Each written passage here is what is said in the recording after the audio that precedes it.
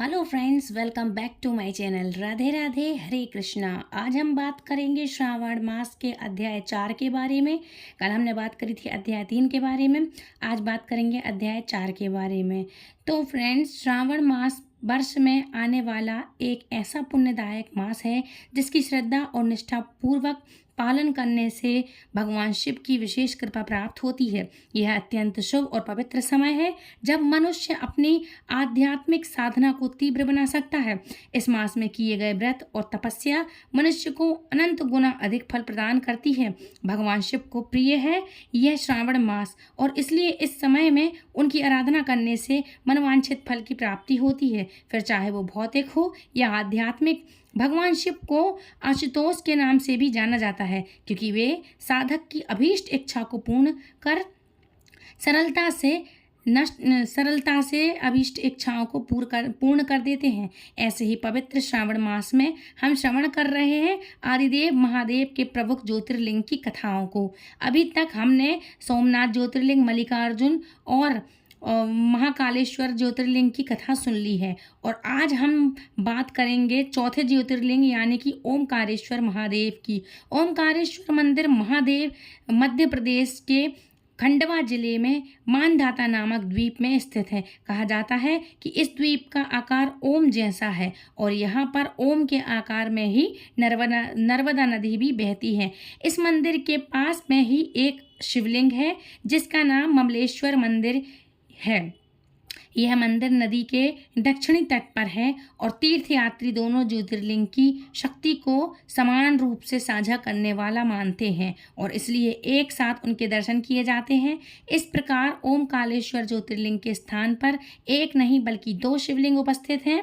लेकिन आखिर ऐसा क्यों हुआ, तो इसके पीछे एक बड़ी ही सुंदर पौराणिक कथा है।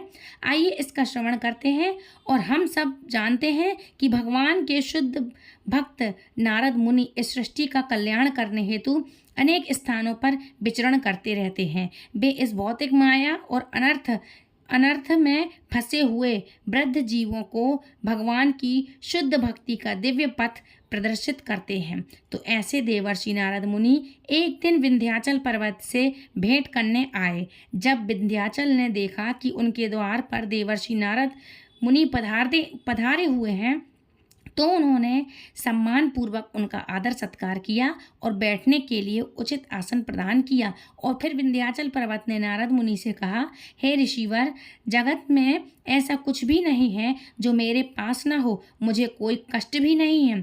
मेरे पास सारी संपत्ति है, सब कुछ है। हालांकि सुनने में यह सामान्य शब्द लग रहे थे, लेकिन विंध्याचल पर्वत के इन शब्दों के पीछे छिपे हुए थोड़े से अहंकार की हल्की सी रेखा को नारद मुनि ने देख लिया। अब नारद मुनि तो भगवान के शुद्ध भक्त थे। वे इस बात को कैसे सहन कर सकते थे कि विंध्याचल जैसे आदर्श राजा पर्वतराज और भगवान के भक्त के अंदर थोड़ा सा भी गर्व आ जाए। तो इस गर्व को आए तो देख लिया भगवान ने, इसलिए उन्होंने सोचा कि क्यों ना विंध्याचल का उद्धार किया जाए। इस प्रकार सोचते हुए नारद मुनि ने गहरी सांस भरी और कुछ नहीं कहा। नारद मुनि का यह व्यवहार देखकर पर्वतराज विंध्याचल को आश्चर्य हुआ। उन्होंने नारद मुनि से पूछा, हे मुनिवर, मेरी बात सुनकर आपने इतनी गहरी सांस क्यों ली है? क्या आपको मेरे इस राज्य में कुछ भी कमी दिखाई दे रही है? क्या जगत में कुछ ऐसा भी है जो मेरे पास ना हो? अगर हाँ तो अभी मुझे बतलाइए। नारद मुनि तो इसी क्षण की प्रतीक्षा कर रहे थे। इसी क्षण की प्रतीक्षा थी उनको।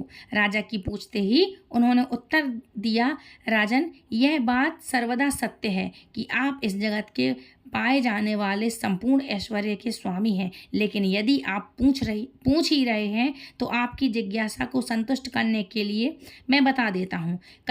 कदाचित आप नहीं जानते कि मेरू पर्वत कितना विशाल है। उसके शिखर का तो कहना ही क्या है। वह शिखर तो देवताओं के लोक तक फैला हुआ है, लेकिन आपका शिखर तो मेरू के सामने थोड़ा सा है। राजन, बस इतना कहकर नारद मुनि वहां से चले गए। अब नारद मुनि की बात सुनकर राजा विंध्याचल मन ही मन अपने अपने जीवन को धिक्कारने लगे। उन्होंने निश्चय किया कि वे महादेव की घोर तपस्या करेंगे और उनसे मनचाहा वरदान प्राप्त करेंगे। इस प्रकार निर्णय लेते ही राजा विंध्याचल मानधाता द्वीप पर पहुंच गए। वहां उन्होंने एक पार्थिव शिवलिंग की स्थापना की। उसके उपरांत अगले 6 मास तक उन्होंने भगवान शिव की घोर तपस्या की। अंततः भगवान आशुतोष उनकी तपस्या से प्रसन्न हुए और उन्हें दर्शन दिए। जब महादेव से वरदान पाने का समय आया तो राजा विंध्याचल ने कहा, हे प्रभु, आपके दर्शन पाकर तो मैं कृतज्ञ हो गया। मेरी यही इच्छा है कि आप मुझे ऐसे विवेक बुद्धि प्रदान करें कि जिसके प्रयोग से मेरे सारे मनोरथ पूर्ण हो जाएं। भोलेनाथ ने राजा विंध्याचल की मनोकामना पूर्ण करते हुए उन्हें यह वरदान दिया। जब महादेव वहां से प्रस्थान करने लगे तो सभी देवी देवता और गण वहां प्रकट हुए और भगवान शिव से प्रार्थना करते हुए कहने लगे, हे प्रभु, कृपया आप इस पार्थिव शिवलिंग में अब सदैव निवास करिए और लोगों का कल्याण करिए। उनकी प्रार्थना से प्रसन्न होकर भोलेनाथ ने उनकी इच्छा पूर्ण की और जिस स्थान पर राजा विंध्याचल ने तपस्या की थी उसी मानधाता द्वीप पर वे विराजमान हो गए। वहाँ जो एक ओमकार शिवलिंग था वह 2 रूप में विभक्त हो गया। प्रवण में जो सदाशिव थे वे ओमकारेश्वर नाम से विख्यात हुए और पार्थिव मूर्ति में जो शिवलिंग थे प्रतिष्ठित थे वो ज्योतिर्लिंग था, वो ज्योति प्रतिष्ठित हुई। उसे परमेश्वर महादेव के नाम से जाना गया, जिसे आज हम ममलेश्वर महादेव भी कहते हैं, जिसे हम ममलेश्वर महादेव के नाम से भी जानते हैं।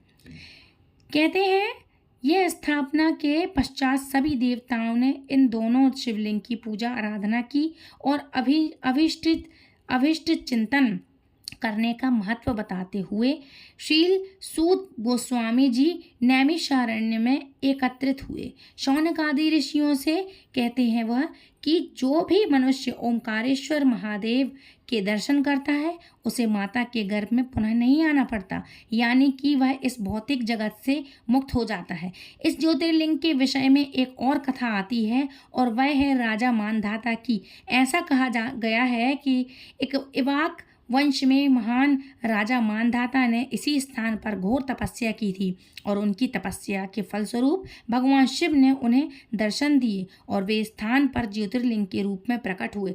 भगवान शिव सदैव अपने भक्तों की मनोकामना को पूर्ण करने के लिए तत्पर रहते हैं और इसलिए चाहे देवता हो या असुर वे सभी उनकी शरण ग्रहण करते हैं।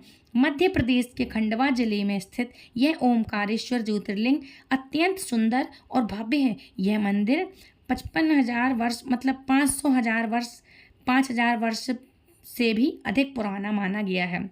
11वीं शताब्दी में मालवा के परमार राजाओं द्वारा इस भव्य मंदिर का निर्माण करवाया गया था, लेकिन 13वीं शताब्दी में इस मंदिर पर भी मोहम्मद गजनी जैसे मुसलमान आक्रमणकारी ने हमला किया था। उन लुटेरों ने इस मंदिर से भी अनेक कीमती रत्न संपत्ति और सोने को लूट लिया था। हालांकि इन आतताइयों के आक्रमण के बाद भी ओमकारेश्वर ज्योतिर्लिंग की अधिक क्षति नहीं पहुंच पाई थी उस ज्योतिर्लिंग को, और वे अपने स्थान पर अड़ग बना रहा, मतलब अपने स्थान से हिला भी नहीं।